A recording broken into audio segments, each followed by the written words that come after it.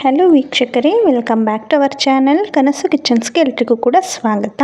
ನಾನಿವತ್ತು ಮನೆಯಲ್ಲಿ ಸಿಂಪಲ್ಲಾಗಿ ಒಂದು ಬ್ರೆಡ್ ರೋಲನ್ನು ಹೇಗೆ ಮಾಡೋದು ಅಂತ ತೋರಿಸ್ಕೊಡ್ತಾ ಇದ್ದೀನಿ. ಸಣ್ಣವರಿಂದ ದೊಡ್ಡವ್ರಿಗೂ ಕೂಡ ತುಂಬಾ ಇಷ್ಟಪಟ್ಟು ತಿನ್ನೋವಂತಹ ಸ್ನ್ಯಾಕ್ಸ್ ರೆಸಿಪಿ ಇದು.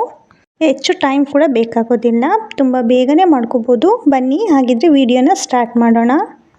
ಫಸ್ಟ್ ನಾನೀಗ ಇಲ್ಲಿ ಬ್ರೆಡ್ಡಲ್ಲಿರುವಂಥ ಎಡ್ಜಸ್ನೆಲ್ಲ ಈ ರೀತಿ ಕಟ್ ಮಾಡ್ಕೊತಾ ಇದ್ದೀನಿ. 4 ಸೈಡಲ್ಲಿ ಕೂಡ ಎಡ್ಜಸ್ನ ಕ್ಲೀನಾಗಿ ಕಟ್ ಮಾಡಿ ತೆಗೆದಿಟ್ಕೊಳ್ಳಿ. ಆಲ್ಮೋಸ್ಟ್ ಎಲ್ಲ ಮನೆಯಲ್ಲೂ ಕೂಡ ಬ್ರೆಡ್ ಸಿಗುತ್ತೆ. ಮಕ್ಕಳಿರೋ ಮನೆಯಲ್ಲಂತೂ ಖಂಡಿತ ಬ್ರೆಡ್ ತರ್ತಾನೆ ಇರ್ತಾರೆ.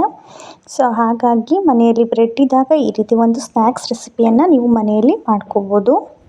ಸಂಜೆ ಟೈಮ್ ಮಕ್ಕಳು ಸ್ಕೂಲಿಂದ ಬಂದಾಗ ಈ ರೀತಿ ಒಂದು ಸ್ನ್ಯಾಕ್ಸ್ನ ಮಾಡಿಕೊಟ್ರೆ ಮಕ್ಕಳಿಗೆ ತುಂಬಾ ಇಷ್ಟ ಆಗುತ್ತೆ. ನಾನು ಇದೇ ರೀತಿ ಎಲ್ಲ ಬ್ರೆಡ್ಡಲ್ಲಿರುವಂಥ ಎಡ್ಜಸ್ನ ಕೂಡ ಕಟ್ ಮಾಡಿ ತೆಗೆದಿಟ್ಕೊತಾ ಇದ್ದೀನಿ. ನೆಕ್ಸ್ಟ್ ನಾನೀಗ ಏನಿದೆ ಕಟ್ ಮಾಡಿ ತೆಗೆದಿಟ್ಕೊಂಡಿದ್ದೀನಲ್ವ ಎಡ್ಜಸ್ಸು, ಇದನ್ನೆಲ್ಲ ಒಂದು ಮಿಕ್ಸರ್ ಗ್ರೈಂಡ್ಗೆ ಹಾಕ್ಕೊಂಡು ಸ್ವಲ್ಪ ಪುಡಿ ಮಾಡ್ಕೋಬೇಕು. ನೀರು ಹಾಕೋದಲ್ಲ, ಹಾಗೆಯೇ ಡ್ರೈ ಆಗಿ ಪುಡಿ ಮಾಡ್ಕೋಬೇಕು. ಇದು ಕೂಡ ಬ್ರೆಡ್ ರೋಲ್ಗೆ ತುಂಬಾ ಯೂಸ್ ಆಗುತ್ತೆ. ಬ್ರೆಡ್ ಕ್ರಮ್ಸ್ ಥರ ಇದು ರೆಡಿ ಆಗುತ್ತೆ. ನಂತರ ನಾನೀಗ ಇಲ್ಲಿ ಒಂದು 2 ಟೇಬಲ್ ಸ್ಪೂನಷ್ಟು ಮೈದಾ ಹಿಟ್ಟಿಗೆ ಸ್ವಲ್ಪ ನೀರನ್ನು ಹಾಕ್ಕೊಂಡು ಈ ರೀತಿ ತೆಳುವಾಗಿ ಮಿಕ್ಸ್ ಮಾಡಿ ತೆಗೆದಿಟ್ಕೊತಾ ಇದ್ದೀನಿ. ನಂತರ ಇಲ್ಲಿ ಬೇಯಿಸಿರುವಂತಹ ಆಲೂಗೆಡ್ಡೆನ ತೆಗೆದುಕೊಂಡಿದ್ದೀನಿ. ಆಲೂಗೆಡ್ಡೆ ಒಂದು ಬೇಯಿಸಿಟ್ಕೊಂಡ್ರೆ ಮಕ್ಕಳು ಬಂದ ತಕ್ಷಣ ಸ್ಕೂಲಿಂದ ಈ ಸ್ನ್ಯಾಕ್ಸನ್ನು ನೀವು ಮಾಡಿಕೊಡ್ಬೋದು, ಹೆಚ್ಚು ಟೈಮ್ ತಗೊಳ್ಳೋದಿಲ್ಲ. ನಾನೀಗ ಆಲೂಗಡ್ಡೆನೆಲ್ಲ ಕ್ಲೀನಾಗಿ ಕೈಯಲ್ಲೇ ಸ್ಮ್ಯಾಶ್ ಮಾಡ್ಕೊತಾ ಇದ್ದೀನಿ. ಏಕೆಂದರೆ ಆಲೂಗಡ್ಡೆಯಲ್ಲಿ ಸ್ವಲ್ಪ ಈ ಗಟ್ಟಿಯಾಗಿ ಕೂಡ ಉಳ್ಕೋಬಾರ್ದು. ಪೂರ್ತಿ ಸ್ಮೂತಾಗಿ ಇದು ಸ್ಮ್ಯಾಶ್ ಆಗಬೇಕು. ನೋಡಿ, ಈ ರೀತಿಯಾಗಿ ನಾನು ಸ್ಮ್ಯಾಶ್ ಮಾಡ್ಕೊಂಡಿದ್ದೀನಿ. ನೆಕ್ಸ್ಟ್ ನಾನೀಗ ಇದಕ್ಕೆ ಸಣ್ಣದಾಗಿ ಕಟ್ ಮಾಡಿರುವಂತಹ ಹಸಿ ಈರುಳ್ಳಿಯನ್ನು ಹಾಕೋತಾ ಇದ್ದೀನಿ. ಎಲ್ಲ ಹಸಿಯಾಗಿ ಹಾಕ್ಕೋಬೇಕು.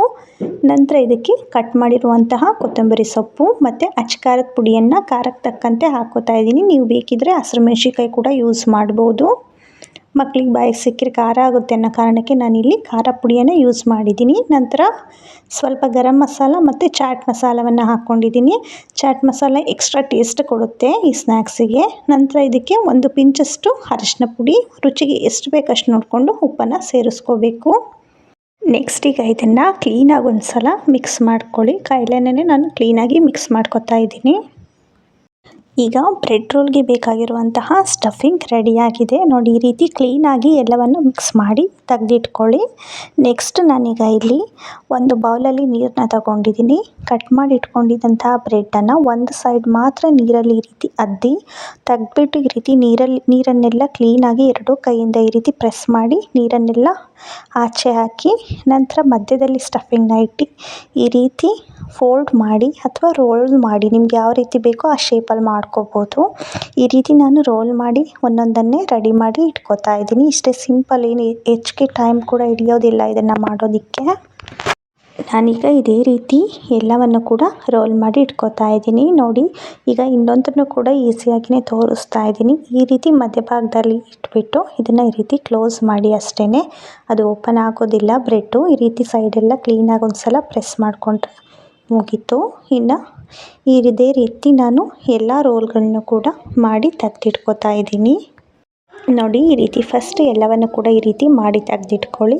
ನಂತರ ನಾನಿಲ್ಲಿ ಗ್ರೈಂಡ್ ಮಾಡಿದ್ದೆ ಅಲ್ವಾ ಬ್ರೆಡ್ಡಿನ ಎಡ್ಜಸ್ಸು, ಆ ಪೌಡರ್ನ ತಗೋತಾ ಇದ್ದೀನಿ. ನಂತರ ಮಿಕ್ಸ್ ಮಾಡಿ ತೆಗೆದಿಟ್ಟಂತಹ ಮೈದಾ ಹಿಟ್ಟಿನ ನೀರು, ಅದಕ್ಕೆ ಈ ರೋಲ್ಗಳನ್ನ ಈ ರೀತಿ ಫಸ್ಟು ಮೈದಾ ಹಿಟ್ಟಿನಲ್ಲಿ ಡಿಪ್ ಮಾಡಿ ನಂತರ ಬ್ರೆಡ್ ಕ್ರಮ್ಸಲ್ಲಿ ಈ ರೀತಿ ರೋಲ್ ಮಾಡಿ ತೆಗೆದಿಟ್ಕೋಬೇಕು. ನೋಡಿ, ಈ ರೀತಿ ಎಲ್ಲವನ್ನು ಕೂಡ ಇದೇ ರೀತಿ ಮಾಡಿ ತೆಗೆದಿಟ್ಕೋಬೇಕಾಗತ್ತೆ.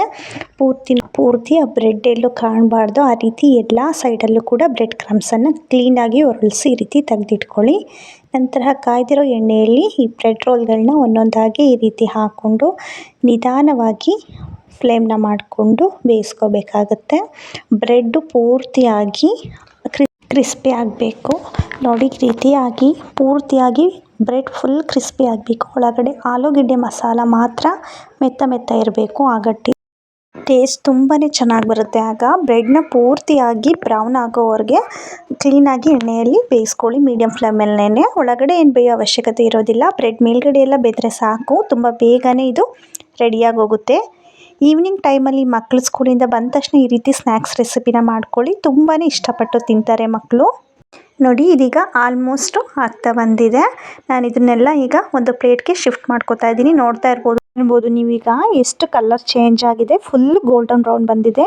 ಈ ಕಲರ್ ಬರೋವರೆಗೂ ನೀವು ಬೇಯಿಸ್ಕೊಂಡ್ರೆ ಕಂಪ್ಲೀಟ್ ಆಗಿ ಬ್ರೆಡ್ ರೋಲ್ ರೆಡಿ ಆಗಿದೆ ಅಂತ ಅರ್ಥ. ತುಂಬಾ ಟೇಸ್ಟ್ ಸೂಪರ್ ಆಗಿರುತ್ತೆ ಫ್ರೆಂಡ್ಸ್. ಇದು ನೀವು ಕೂಡ ಮನೆಯಲ್ಲಿ ಟ್ರೈ ಮಾಡಿ ನೋಡಿ. ತುಂಬಾ ಸಿಂಪಲ್ ಆಗಿ ಈಸಿಯಾಗಿ ಮಾಡಿಕೊಡುವಂತಹ ಬ್ರೆಡ್ ರೋಲ್ ಇದು. ಯಾರಿಗೆಲ್ಲ ಈ ರೆಸಿಪಿ ಇಷ್ಟ ಆಗಿದೆಯೋ ಪ್ಲೀಸ್ ಲೈಕ್ ಮಾಡಿ, ಶೇರ್ ಮಾಡಿ, ಹಾಗೆ ನನ್ನ ಚಾನಲನ್ನು ಸಬ್ಸ್ಕ್ರೈಬ್ ಮಾಡ್ಕೊಳ್ಳಿ. Thank you for watching.